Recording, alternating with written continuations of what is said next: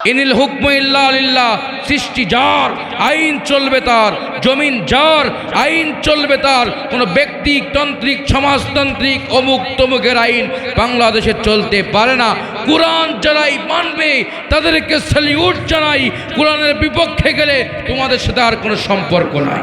খলিফাতুল মুসলিমিন হযরতে ওমর ফারুক রাদিয়াল্লাহু তাআলা আনহু যখন মদিনার গভর্নর হয়ে গেলেন, মদিনা রাষ্ট্রের দায়িত্ব নিয়ে নিলেন, মদিনায় গরিবদের দেখভাল করবার জন্য যখন কেউ ছিল না, মদিনা রাষ্ট্রপতি হযরতে ওমর।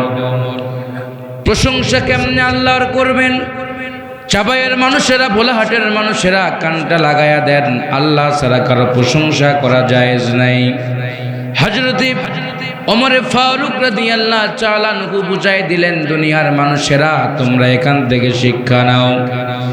তিনি যখন মদিনার গভর্নর হয়ে গেলেন, গভর্নর হবার পরে যখন তিনি প্রজ্ঞাপন জারি করলেন, দুনিয়ার মানুষ তোমরা শোনো, দুঃখে সুখে আপদে বিপদে ওমর তোমার পাশে আছে, তোমরা কোনো টেনশন করো না রে দুনিয়ার মানুষেরা।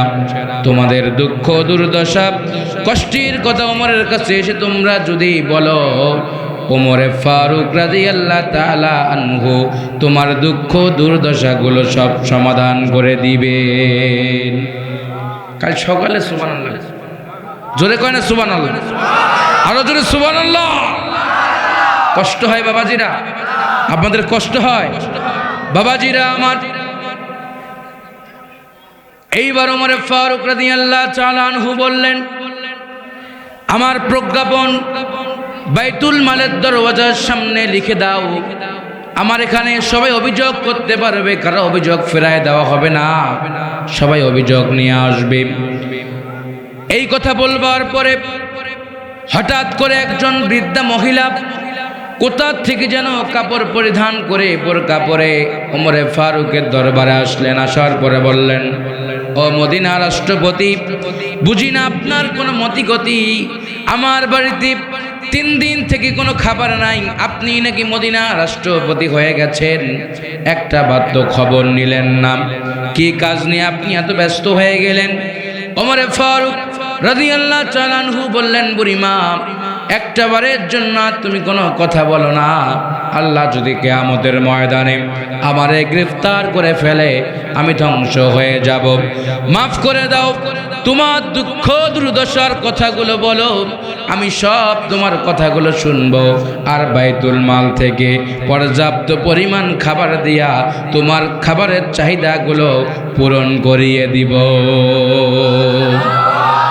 বাবাজিরা আমার, চাপের মানুষেরা কেমনে রবির প্রশংসা করবেন বলে মূল আলোচনায় চলে যাব, কানটা লাগান।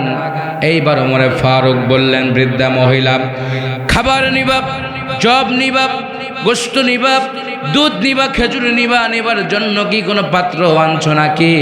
কোথায় তুমি নিয়ে যাবে? বৃদ্ধা মহিলা বলল, না না, আমি তো কিছু আনি নাই, অভিযোগ করবার জন্য অভিযোগ পত্র নিয়ে তোমার সিংহাসনের সামনে আমি দাঁড়িয়ে গেছি। ওমর রে, আমি কিছুই নিয়ে আসি নাই।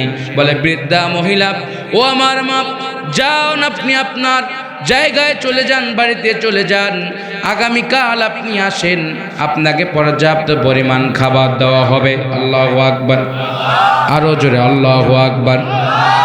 এইবার বৃদ্ধা মহিলা কথা মতো, রাষ্ট্রপতির কথা মতো বাড়ির দিকে চলে গেলেন।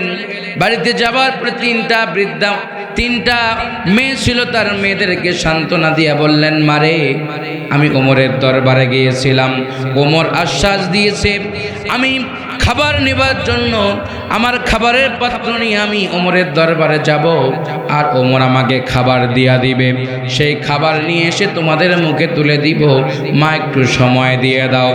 বৃদ্ধা মহিলা সঙ্গে সঙ্গে খাবার নেওয়ার জন্য পাত্র রেডি করলেন, ব্যাগ রেডি করলেন, নিয়ে যখন ওমরের দরবারে চলে গেলেন, ওমরের দরবারে যাবার পরে ডাক দিয়া বললেন, খলিফাতুল মুসলিমিন, ও ওমর, আমি আমার পাত্র নিয়ে আছি, খাবার পর্যাপ্ত দিয়ে দাও, কারণ বাড়িতে আমার 3টা মেয়ে আছে, আজ 3 দিন ধরে কোনো খাবার খায় না। কয়দিন? আরো জোরে, আরো জোরে। 3 দিন থেকে কোনো খাবার খায় না। ও মদিনার রাষ্ট্রপতি হযরতে ওমর, আপনি খাবার দিয়ে দেন, আর দেরি সহ্য হয় না। এইবার বাইতুল মালের দরওয়াজা খুললেন, খোলার পরে পর্যাপ্ত পরিমাণ খাবার তার ব্যাগে যখন দিয়ে দিলেন, সঙ্গে সঙ্গে বৃদ্ধা মহিলা ওমরের প্রশংসা না করে একজনের প্রশংসা করলেন। আওয়াজ দিয়ে বলেন তার নামটা কি? সঙ্গে সঙ্গে আলহামদুলিল্লাহ বললেন, রবের প্রশংসা করলেন। কোরআনে কারিমে আল্লাহ রাব্বুল আলামিন জানাই দিয়েছেন, আমার সঙ্গে যারা পারেন ঠোঁট মেলায়া পড়েন চাবায়ের মানুষেরা, আল্লাহ রাব্বুল আলামিন কোরআনে কারিমের প্রথম সূরায় জানাই দিয়েছেন, বান্দারে সবাই পড়েন আলহামদুলিল্লাহি রাব্বিল আলামিন আর রহমানির রহিম মালিকি ইয়াউমিদ্দিন। আল্লাহু আকবার। আল্লাহ রাব্বুল আলামিনের প্রশংসা করলেন নামাজি সেই বৃদ্ধা মহিলা যখন রবের প্রশংসা করলেন, আল্লাহর প্রশংসা করবার পরে মদিনার রাষ্ট্রপতি ওমর বললেন, যাও তুমি চলে যাও বৃদ্ধা মহিলা, মাগো তুমি চলে যাও। এই খাবার দিয়া যদি তোমার পরিবার না চলে, তোমার মেয়েদের খাবার যদি না হয়ে যায়, তুমি আগামীকাল আবার আসো, পর্যাপ্ত খাবার বাইতুল মাল থেকে তোমাকে দিয়া দিব। পরের দিনে আবার তিনি ব্যাগ গ্রহণ করলেন, মেয়েদেরকে সান্ত্বনা দিলেন, আর বললেন, বাচ্চা কান্না করো না রে, আমাকে আবার ডাকছে ওমরে ফারুক, আমি তার দরবারে একটা বার চলে যাই। ব্যাগ নিয়ে আবার তিনি যখন রওনা করলেন, ওমরের কাছে আসলেন, ওমরকে ডাক দিয়ে বললেন, ওমরে আমি আসছি, আমার একটা খাবার দিয়ে দাও। বাইতুল মালের দরওয়াজা খুলি পর্যাপ্ত পরিমাণ খেজুর মন মতো দিয়া দিলেন, খেজুর বাড়িতে নিয়ে গেলেন, যাবার পরে মেয়েদের মুখে তুলে দিলেন। সঙ্গে সঙ্গেই দুনিয়ার কারো প্রশংসা না করে বৃদ্ধা মহিলা চিৎকার দিয়া প্রশংসা করলেন, তার নামটা কি? সঙ্গে সঙ্গেই তিনি বললেন আলহামদুলিল্লাহ। রবের প্রশংসা করলেন, সুখে আর দুঃখে প্রশংসা হবে আল্লাহ। আমার ভাইয়েরা, এইবার ওমরে খবর পৌঁছায় দিয়া বললেন, বৃদ্ধা মহিলা, তোমার যদি আরো পরিমাণ খাবার লাগে, তুমি বাইতুল মালের সামনে আসো, তোমাকে আমি খাবার দিয়ে দেব, কোনো অভিযোগ দিও না।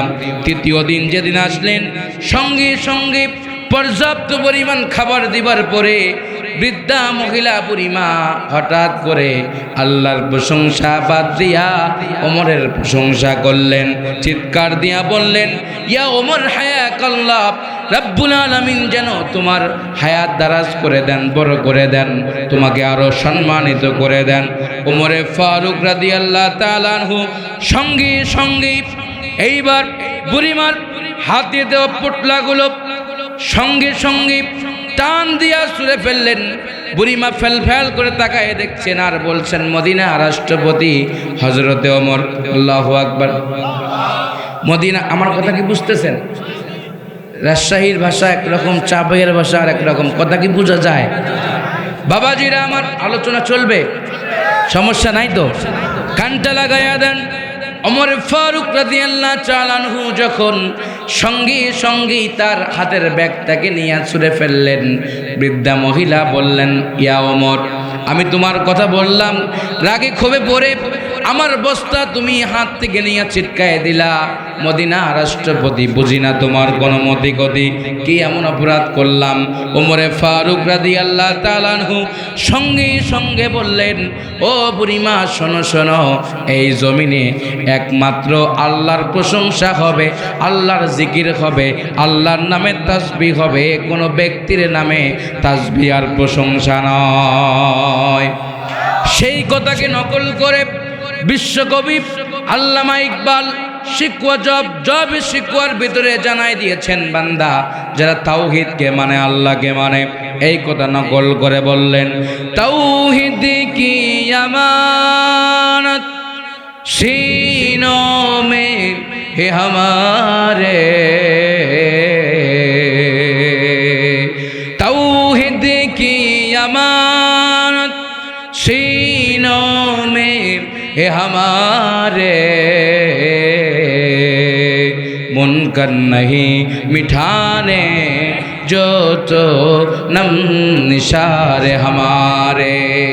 পারস্যের কবি আল্লামা ইকবাল বললেন, দুনিয়ার মানুষ শোনো, যারা তাওহীদকে স্বীকার করে, রবকে বিশ্বাস করে, একচ্ছত্র মালিকানা আল্লাহর ভাবে, দাসত্ব আল্লাহর করে, গোলামি আল্লাহর করে, প্রশংসা আল্লাহর করে, ওই বান্দাগুলোর প্রতি দুনিয়ার কেউ খুশি না হলেও একজন খুশি হয়ে যান, যার নাম হলো আল্লাহ।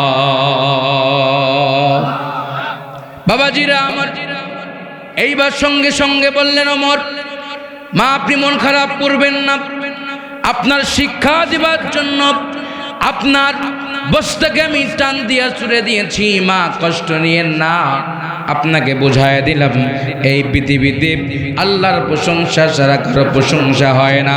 এই বাচ্চা ভাইয়ের মানুষেরা কানটা লাগায়া আওয়াজ দিয়ে বলেন তো, সব জায়গায় প্রশংসা হবে কার? আরো জোরে বলেন, প্রশংসা হবে কার?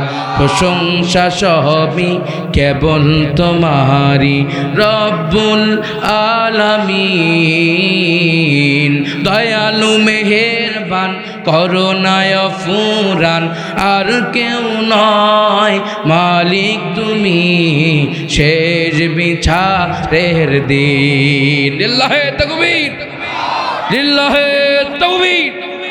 বাবাজিরা আমার, মায়েরা কানটা লাগান, যুবকেরা ভাইয়েরা, এইবার ওমরে ফারুক রাদিয়াল্লাহু তাআলা আনহু বললেন, বৃদ্ধা মহিলা মন খারাপ করো না, বাড়ির দিকে চলে যাও, আমি এবার আমার রাষ্ট্রের কাজে নিয়োজিত হয়ে যাব। আমার রাষ্ট্রের জন্য আমার জীবনের জান এবং প্রাণগুলোকে রাষ্ট্রের জন্য আমি বিলিয়ে দিয়েছি, কোরআনের জন্য, কষ্ট নিও না মা, তুমি চলে যাও।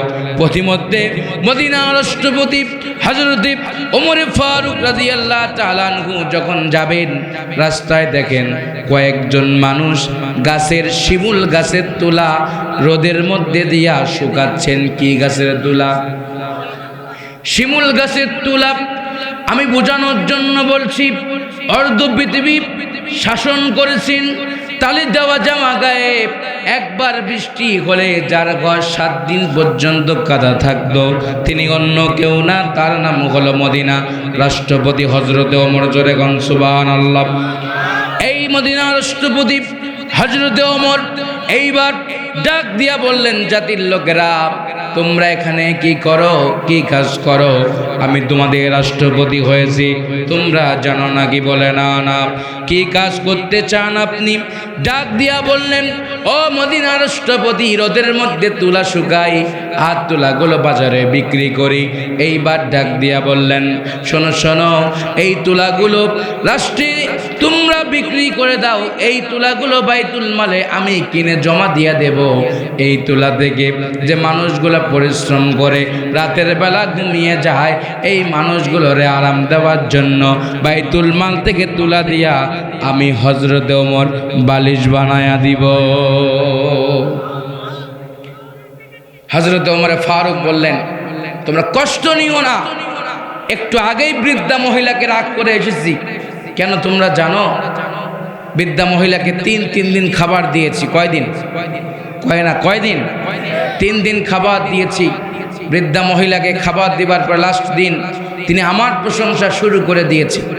আমরা প্রশংসা করতে করতে তেল মারতে মারতে, এজন্য এখন তেল নিতে গেলে লাইন ধরতে হয়। কথা কয় না?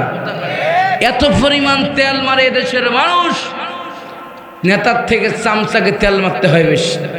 কথা কয় না? বর্তমান প্রেক্ষাপটে নেতার থেকে চামচার রাগ হয় বেশি, আর নেতাকে তেল মারতে হয় যদি হাফ কেজি, নেতার চামচাকে মারতে হয় 1.5 কেজি। কথা কয় না? বলে কারণ কি? ইসলামের শাসন নেই, কোরআনের শাসন নেই। কোরআন যদি আজ বাস্তবায়ন হতো, কোরআন দিয়ে যদি আজ সমাজ চলতো, কোরআন দিয়ে যদি আজকে প্রত্যেকটা পাড়া মহল্লা চলতো, সমাজে এত অসঙ্গতি হতো না, প্রত্যেকটা মানুষ সোনালী সমাজ উপহার পেত। ঠিক না বলে? ভাইয়ারা আমার, এজন্য মদিনা রাষ্ট্রপতি হযরত ওমর বলেছেন যে প্রশংসা করবে তোমরা আল্লাহ। আমি দায়িত্ব পেয়েছি।